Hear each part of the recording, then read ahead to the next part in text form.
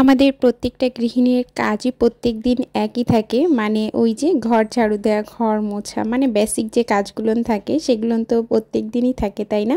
কিন্তু কাজের ধরনটা আসলে ভিন্ন হয়। কেউ কেউ কোনো কাজ আগে করে, আবার কেউ কোনো কাজ পরে করে। আসসালামু আলাইকুম, কেমন আছেন আপনারা সবাই? আশা করছি আপনারা সবাই খুব ভালো আছেন। আলহামদুলিল্লাহ, আমরাও না বেশ আছি। আর ওই তো প্রত্যেক দিন তো এক কাজ করতে আসলে ভালো লাগে না, আর সব সময় রেগুলার রুটিন মাফিক কাজগুলো না আসলে করা হয়ও না, কারণ শরীরেরও তো একটা ব্যাপার আছে।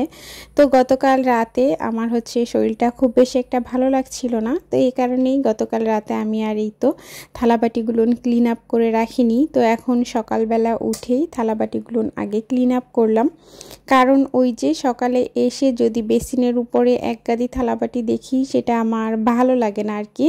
এ কারণেই আমি সবসময় রাতের বেলা করেই, যে যতটুকুই থালাবাটি থাকুক না কেন, বেশি থাকুক আর কম থাকুক, তো রাত্রেবেলা করেই আসলে ক্লিন আপ করে রাখার চেষ্টা করি। কিন্তু ওই যে বললাম না, সব সময় শরীরে আসলে সার দেয় না। তো ওই তো গতকাল রাতে শরীরটা যেহেতু ভালো লাগছিল না, এ কারণে আমি আসলে কোনো রকম মানে কয়টা খেয়েই আর কি শুয়ে পড়েছিলাম।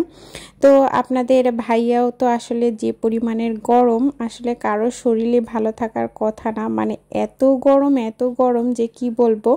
মানে রাত্রেবেলাও আর কি এসি ছাড়ার পরেও রুম ঠান্ডা হতে চায় না, মানে পুরা ছাদের গরমটা একদম মানে নিচে আসে। তো সে যাই হোক, আজকের ভিডিওটা কিন্তু এই তো খুব সকাল থেকে, ওই যে বললাম না, সকালবেলা ঘুম থেকে উঠেই আপনাদের সাথে শুরু করেছি। আর ভিডিওটা আশা করছি আপনাদের ভালো লাগবে। তো এখন সকালের চা আর বিস্কুট খাবো। ওদিক থেকে প্রথমে আমি 2টা বিস্কুট নিয়েছিলাম, পরে আবার চিন্তা করলাম যে আয়াত তো আছে, তো দেখা যায় ওই যে মাঝে মাঝে আয়াত আর কি আমার সাথে খেতে চায় বিস্কুট, তো ওকে একটু জাস্ট চার ভিতরে ভিজিয়ে দেই, ও সেটা আর কি খায়, পছন্দ করে। আর ওদিক থেকে ওই তো চার পানিটা আমি ফুটতে দিয়েছি। আমি তো সবসময় আগে চার পানিটা ফুটিয়ে নেই, তারপরে দুধটা দেই। আর এরপরে এই তো এদিক থেকে আমি কি রান্না করব সেই তরকারিটা আর কি বের করে রাখলাম।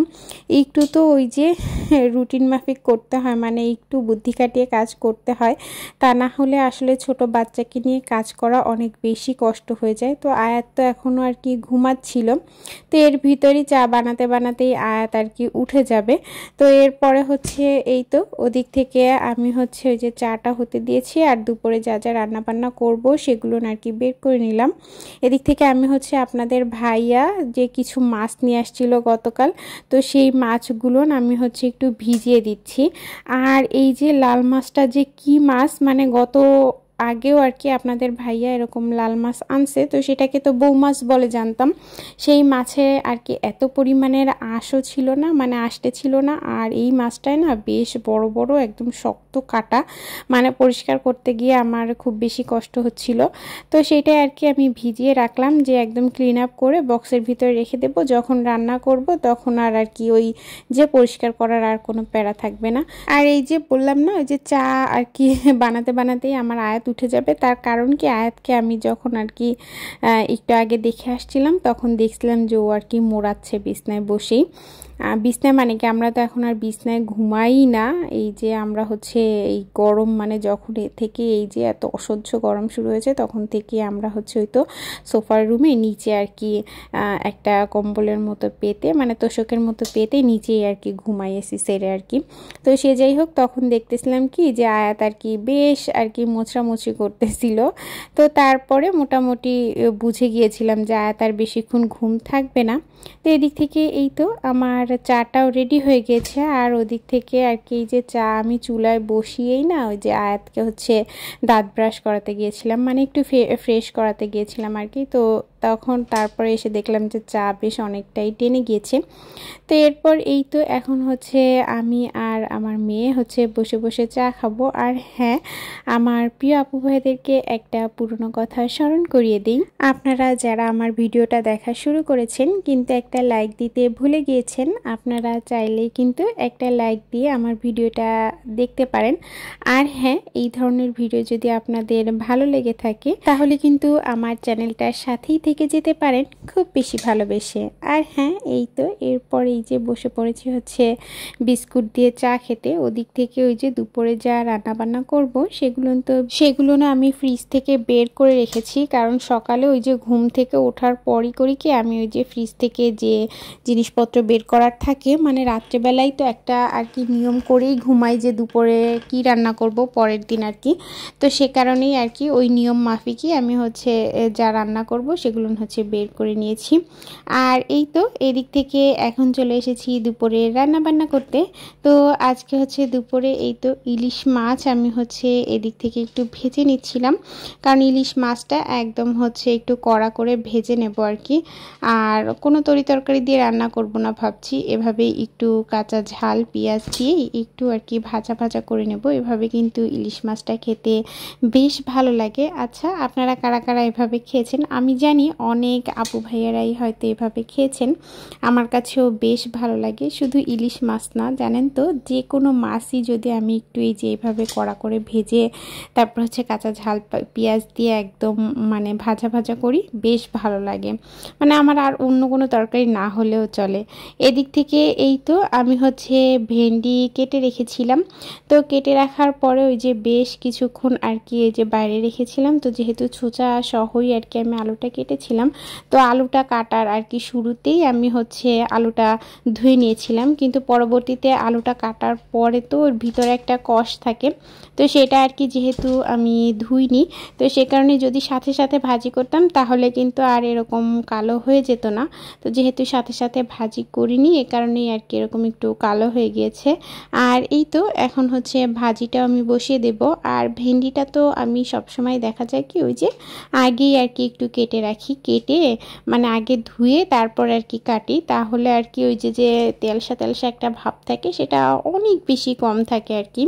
আর জানেন তো এই যে ভেন্ডি যখন প্রথম প্রথম উঠেছিল অনেক দাম ছিল, কিন্তু এখানে প্রায় 6 ইউরোর মতো করে আর কি কিলো নিত। তো এখন আবার অনেকটাই দাম কমেছে, আর কয়েকদিন পর দেখা যাবে আরও অনেক বেশি দাম কমে যাবে আর কি। মানে এরকমই হয়, প্রথম প্রথম তো যে কোনো জিনিসেরই অনেক বেশি দাম থাকে।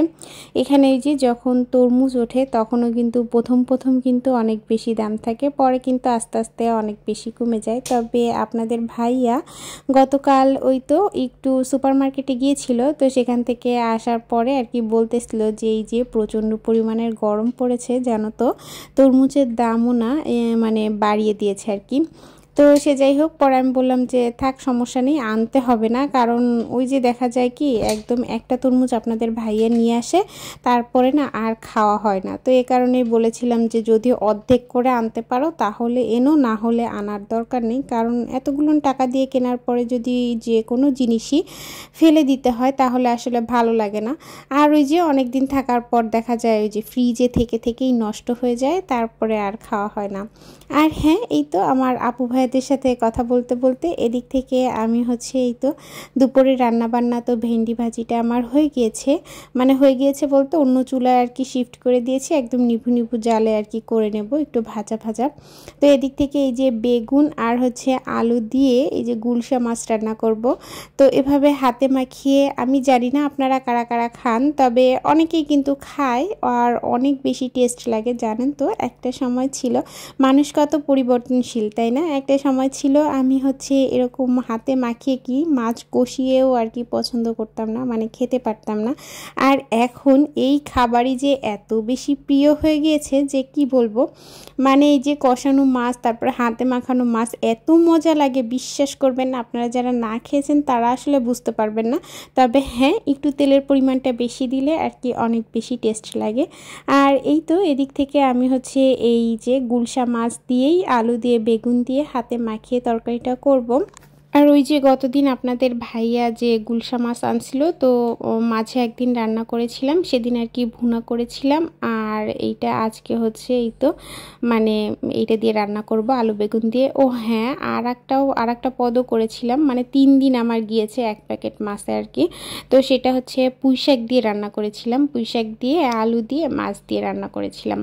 আর এই তো সব ময় মশলা রেগুলার যেগুলো থাকে সেগুলো আমার দেয়া হয়ে গিয়েছে। এরপর মোটামুটি আমি 2-3 বার একটু পানি দিয়ে দিয়ে সুন্দর করে কষিয়ে নিয়ে তারপর হচ্ছে হালকা একটু ঝোলের পানি দিয়ে দেবো। এই তো মাছটা আমার একদম মানে তরকারিটা আমার রেডি হয়ে গেছে। এদিক থেকে দেখেন মাশাআল্লাহ কি সুন্দর কালার আসছে, আর হ্যাঁ খেতেও কিন্তু দারুণ হয়েছিল। আচ্ছা বলেন তো এই যে মাছটার কালারটা দেখে কি আপনাদের মনে হচ্ছে যে এটা খেতে খারাপ লাগবে? একদমই না, খেতে কিন্তু মাশাআল্লাহ অনেক মজা হয়েছিল।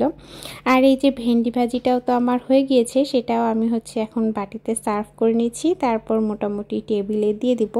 তো আমি আজকে জানেন তো আপনাদের ভাইয়ের জন্য ওয়েট করতে করতে বেশ দেরি হয়ে গিয়েছিল আমার খাবার দাবার খেতে, মানে বেশ অনেকক্ষণ আপনাদের ভাইয়ের জন্য ওয়েট করছিলাম যে দেখি ও আসলে একসাথেই না হয় বসবো। কিন্তু পরে দেখলাম যে না, আপনাদের ভাইয়া আসতে অনেক বেশি দেরি করে ফেলেছে। পরে আমার আর কি ক্ষুধায় পেট মানছিল না, কারণ ওই যে সকালবেলা তো একটু শুধু চা আর বিস্কুটই খেয়েছিলাম। তো এরপর মোটামুটি যে এখন আমি খাবার দাবার নিয়ে বসে গিয়েছি।